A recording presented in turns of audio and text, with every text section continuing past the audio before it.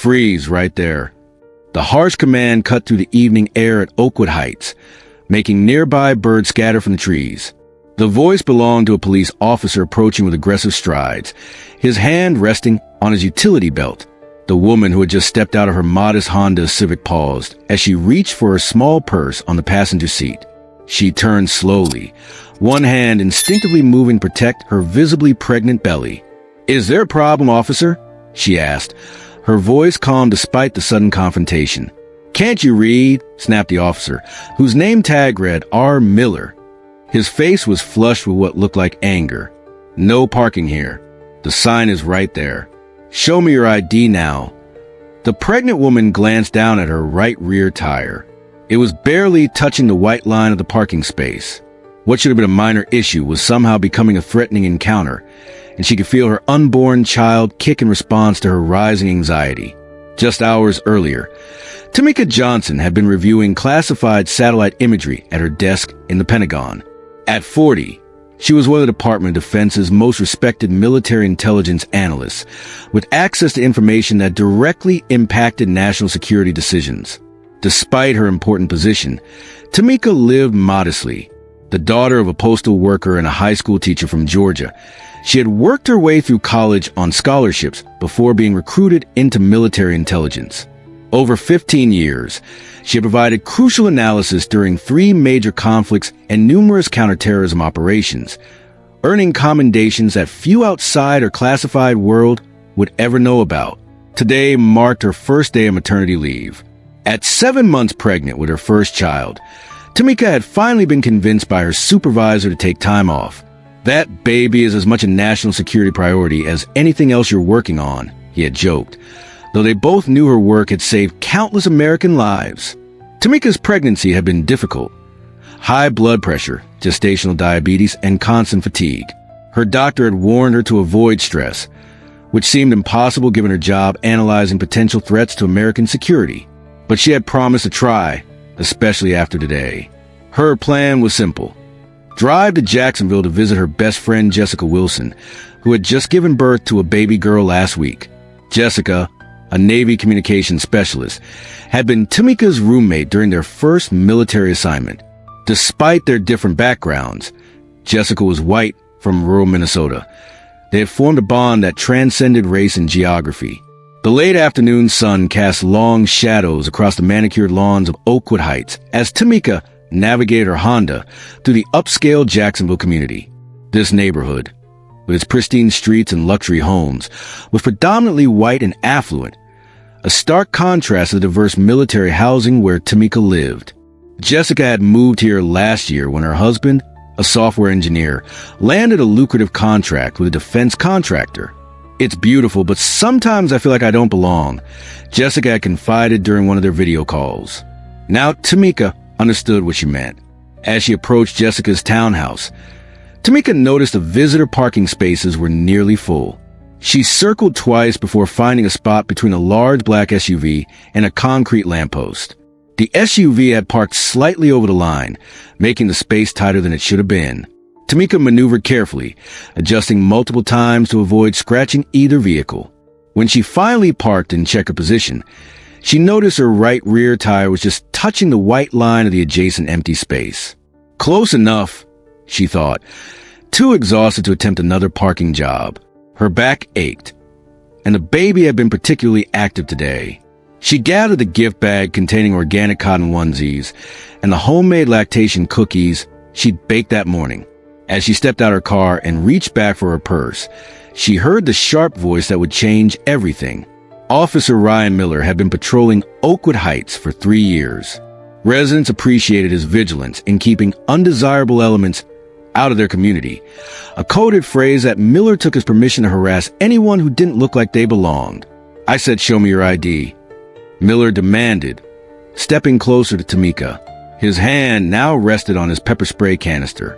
"Officer, I'm just visiting a friend who lives here," Tamika explained calmly, though her heart raced. "My wheel is barely touching the line. I can move it if—" "I don't need your excuses," Miller interrupted. "This is a private community. What's your friend's name and address?" "Jessica Wilson, 1422 Oakwood Drive," Tamika replied, still maintaining her composure. She just had a baby. I'm bringing her a gift. She gestured toward the colorful bag in her hand. Miller's eyes narrowed with suspicion. Sure you are. People like you always have some story. The implication wasn't subtle. Tamika had faced this kind of prejudice before, but pregnancy had made her more vulnerable, more tired of fighting these battles. Officer, I'm 7 months pregnant and a Department of Defense employee. Please, let me just call Jessica to confirm. As Tamika slowly reached for her phone, Miller's face contorted with sudden rage. Don't move, he shouted, misinterpreting her movement as a threat. Before Tamika could explain, Miller unholstered his pepper spray and discharged it directly into her face. The effect was immediate and agonizing. Tamika's eyes felt like they were on fire. She couldn't breathe, couldn't see.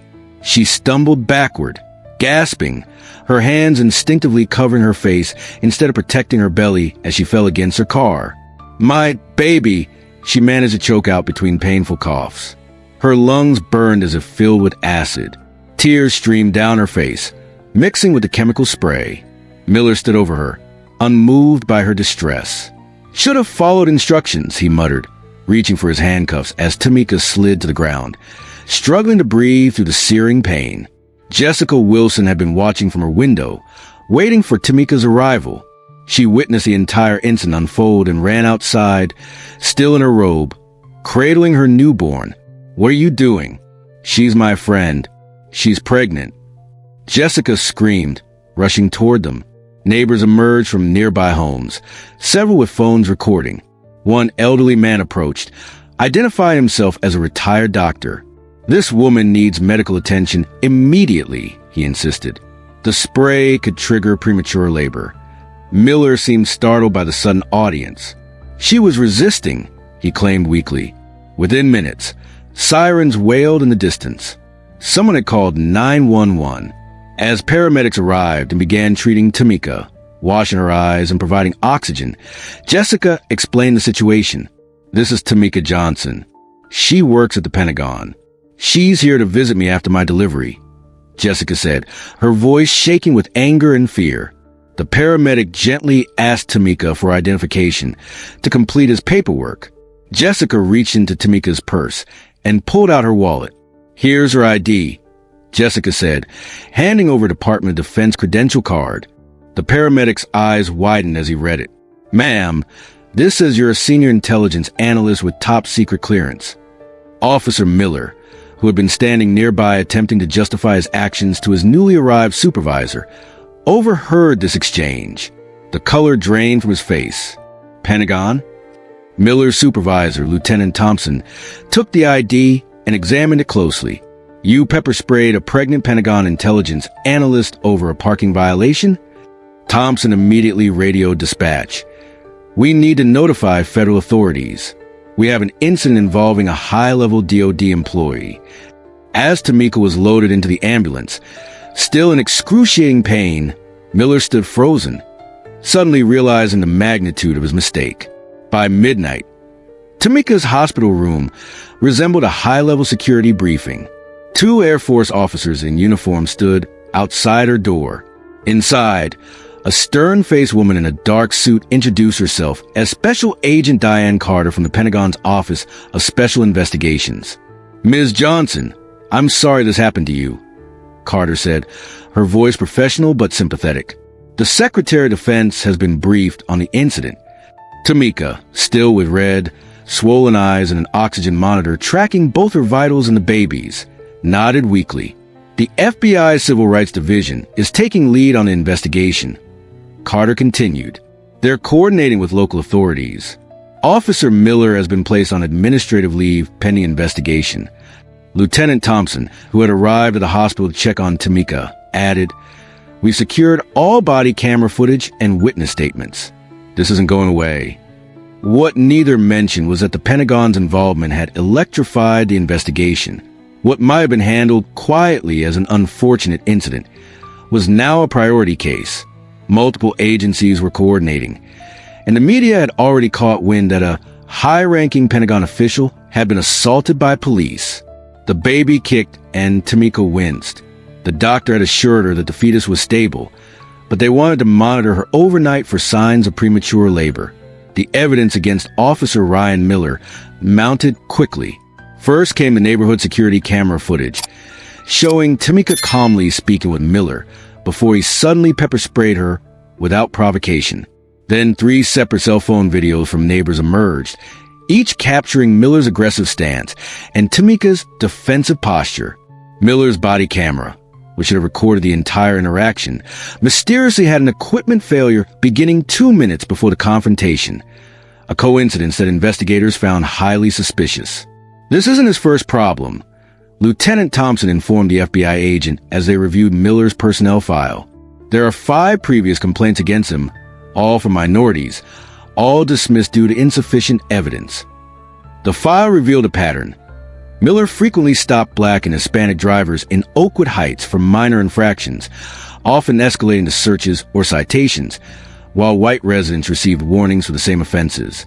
Most damning was an email from Miller to a fellow officer, discovered during the digital forensic examination. Keeping Oakwood clean from undesirables. Someone's got to protect property values. Meanwhile, Tamika's background investigation revealed an impeccable record.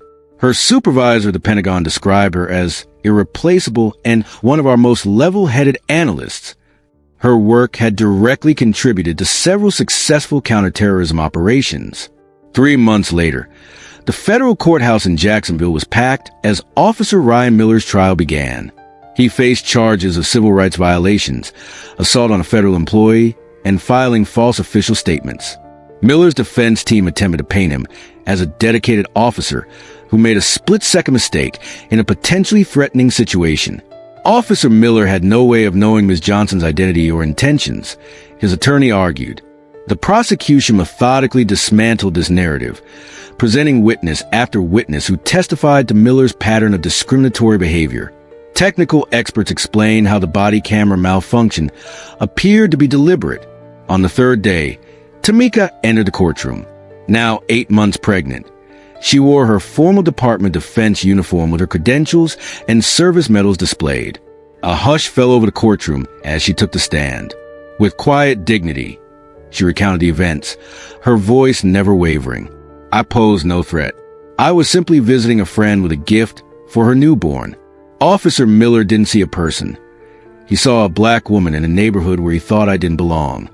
When Miller's attorney attempted to suggest she had made threatening movements, Tamika calmly responded, "Sir, I've analyzed actual threats to national security for 15 years. I know what threatening behavior looks like." The jury deliberated for just 4 hours before returning with a guilty verdict on all counts. As the judge read the decision, Miller stared blankly ahead, his career and freedom now forfeit. At the sentencing hearing 2 weeks later, the judge didn't mince words. "Mr. Miller, you betrayed the public trust and dishonored your badge. Your actions endangered not only Ms. Johnson but her unborn child, and they were clearly motivated by racial bias." Miller received 5 years in federal prison and was permanently barred from law enforcement.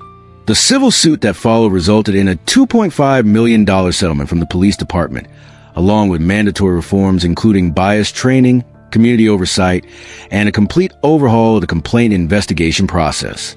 As Tamika left the courthouse, reporters shouted questions.